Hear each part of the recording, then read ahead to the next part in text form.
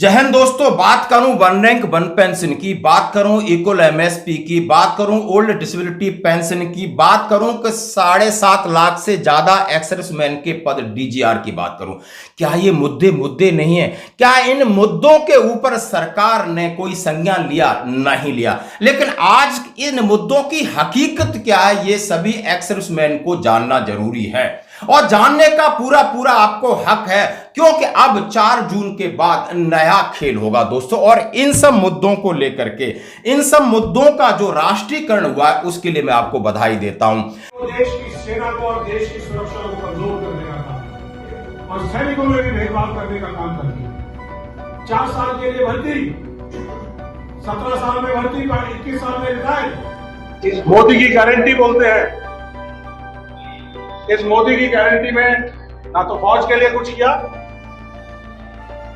ना देश की सुरक्षा के लिए कुछ किया। चाहे वन रैंक वन पेंशन की बात हमारी सरकार ने न मानी हो, इक्वल एमएसपी की बात मुद्दा हमारा हाई कोर्ट में लटका हो, हमारी डिसेबिलिटी पेंशन पर कैंची चलाई, हमारे डीजीआर सिस्टम जो कि 7,70,000 एक्सर्विसमैन की वैकेंसी पड़ी है उनको भरा नहीं जा रहा है। और ये वो सरकार है जो कि 10 साल से लगातार सत्ता पे बैठी है, सैनिकों को चाय पिलाती है, सैनिकों की परिवार की बात करती है, होली दिवाली दूर दराज इलाके में जाकर के फोटो खिंचाते हैं और बात करते हैं सैनिकों की। लेकिन इन्होंने अग्निवीर ला करके पहला सेना को कमजोर किया और जो जवान हैं जिनके फायदे की बात सोचते हैं तो 1.5 लाख इनका ज्वाइनिंग प्रोसेस वो लटका दिया।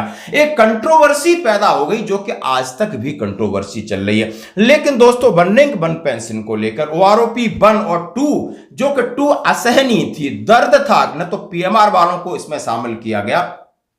अब तो ओआरओपी 3 में आपको डिसेबिलिटी पेंशन है जो वॉलंटियर विलिंग अनविलिंग उनको भी दूर किया जा रहा, धीरे धीरे धीरे, यानी ओआरओपी को बिल्कुल निष्क्रिय कर दिया जाएगा। यानी इसके अंदर आपको ये सोचने की जरूरत नहीं कितना फायदा होगा या नहीं होगा, जैसा कि ओआरओपी 2 से हालत खराब भी ओआरओपी 3 की हो सकती है, क्योंकि जो बेसिक कॉन्सेप्ट है वो सरकार हमारी बात नहीं सुन रही। अब ये मुद्दा का जो राष्ट्रीयकरण हुआ उसका वीडियो मैंने आपको स्टार्टिंग में दिखाया और ये कर्नल रोहित चौधरी साहब है, ये सिर्फ सेना के कर्नल ही नहीं है, ये कांग्रेस बड़ी पार्टी के बड़े पद के ऊपर है और बड़ी मुहिम है और इनकी मुहिम में साथ हैं प्रियंका गांधी जी हैं और राहुल गांधी जी। इसलिए ये जो मामला आप लोगों ने उठाया, भूतपूर्व सैनिकों ने उठाया, भले उसको अच्छे से डोमिनेट नहीं कर पाए, अपनी कुछ महत्वाकांक्षा खामियां रहीं, लेकिन यह मामला मुद्दा बना, ये आपका मामला बड़ा मुद्दा बना और जिसका राष्ट्रीयकरण हुआ जो कि चुनाव में बड़ा मुद्दा है। और ये मुद्दे का फायदा उठाना चाहिए जिसने लागू की, वो उसका नाम नहीं ले रहा है। सिर्फ 1 लाख करोड़ की बात हो जाती है, अग्निवीर का तो नाम ही लेते, डिसेबिलिटी पेंशन का नाम ही नहीं लेते, इसके लिए ये कन्नी काटते नजर आते। लेकिन इस मुद्दे को लेकर काफी प्रखर हैं और जितने देश में सैनिक प्रकोष्ठ हैं या सैनिक, उनसे जाकर के इसकी मुहिम, इसको इंटरकनेक्ट किया जा रहा है। जैसा कि मैं आपके साथ शेयर करना चाह रहा हूं, उड़ीसा हो, तेलंगाना हो, आंध्र प्रदेश हो, जितनी जगह अभी पूरे भारत में चुनाव, हर जगह, अभी पहले आपने नॉर्दर्न में देखा था, अब सदर्न स्टेटों में इसका प्रचार चल रहा है। उसके सारे वीडियो में आपको एक एक करके दिखाऊंगा कि सेना का राजनीतिकरण किया, सेना को कमजोर किया, सैनिकों के साथ धोखा किया, उनके कंधे पर रखकर बंदूक चलाते हैं, लेकिन असल में वो देश की सेना को और देश की सुरक्षा को कमजोर करने का काम करते हैं। देश की सेनाओं का राजनीतिकरण करने की कोशिश की इन्होंने,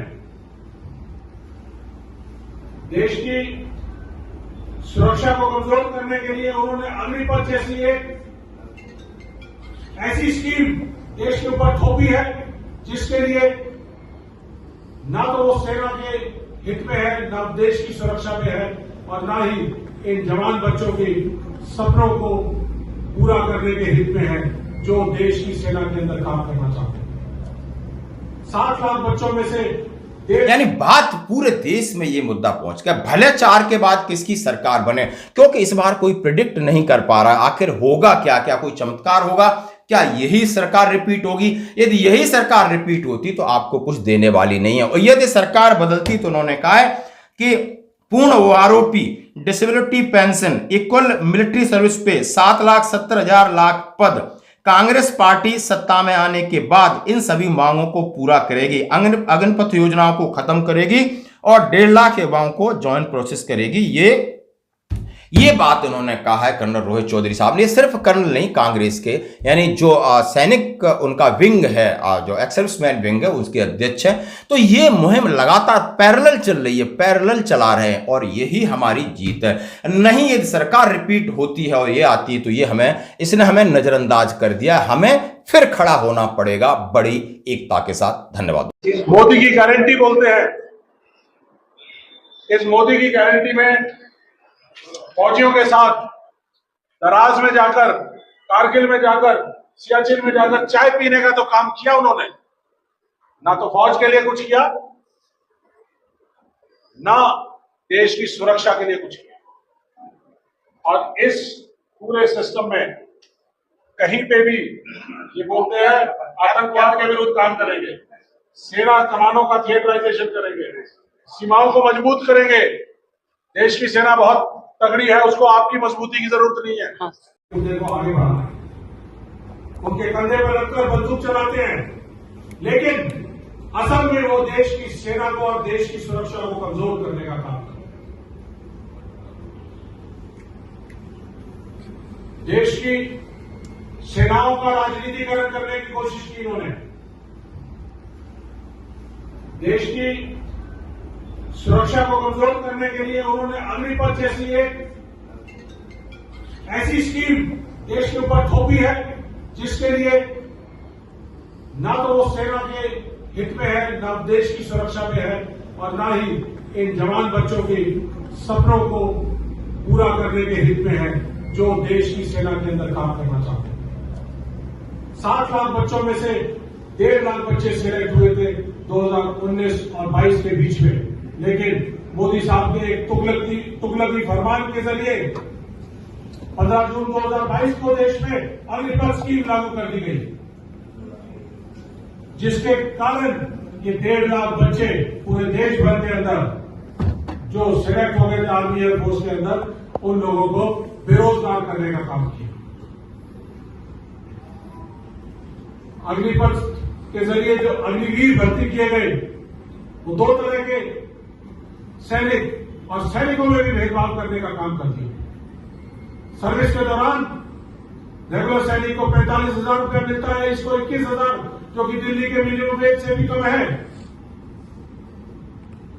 4 साल के लिए भर्ती, 17 साल में भर्ती, 21 साल में रिटायर। और कहा मोदी जी 75 साल के होकर आपसे फिर एक और अपनी टर्म मांग रहे, कहते 5 साल और दे दीजिए मुझे। वो 75 साल में भी रिटायर नहीं होना चाहते और हमारे युवाओं को